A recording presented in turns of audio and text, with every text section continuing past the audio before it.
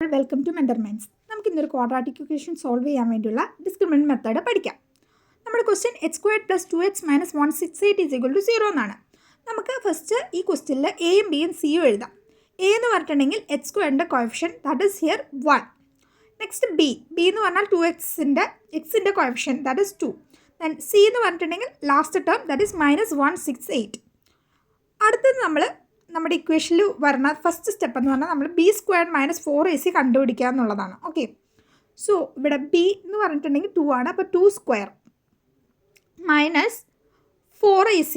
So 4 into a എന്ന് പറഞ്ഞാൽ 1 into c എന്ന് പറഞ്ഞിട്ടുണ്ടെങ്കിൽ -168. അടുത്ത സ്റ്റെപ്പ് 2² എന്ന് പറഞ്ഞാൽ 4.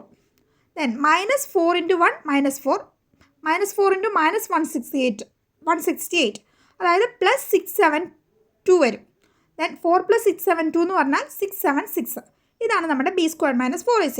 നെക്സ്റ്റ് നമ്മൾ കണ്ടുപിടിക്കേണ്ടത് √b² - 4ac ആണ്. സോ √676 ആണ് നമ്മൾ അടുത്തത് കണ്ടുപിടിക്കേണ്ടത്.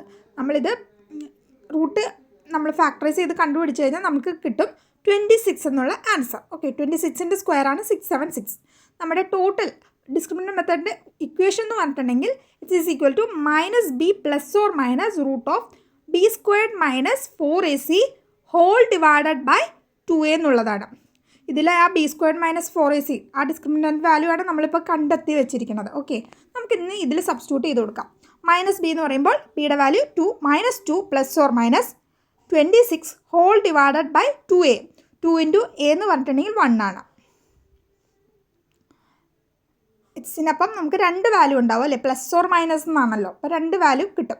അപ്പോൾ first of all x is equal to first value എന്ന് പറയുമ്പോൾ -2 + 26 ഹോൾ ഡിവൈഡഡ് ബൈ 2 ഇൻറ്റു 1 2 തന്നെ. നെക്സ്റ്റ് വാല്യൂ എന്ന് പറയുമ്പം എക്സിന് -2 -26 ഹോൾ ഡിവൈഡഡ് ബൈ 2. ഓക്കെ, അപ്പം നമുക്ക് ഈ 2 വാല്യൂസും കണ്ടെത്താം. -2 + 26 എന്ന് പറയുമ്പോൾ 24/2 വിച്ച് ഈസ് ഈക്വൽ ടു 12 എന്ന് കിട്ടും, +12.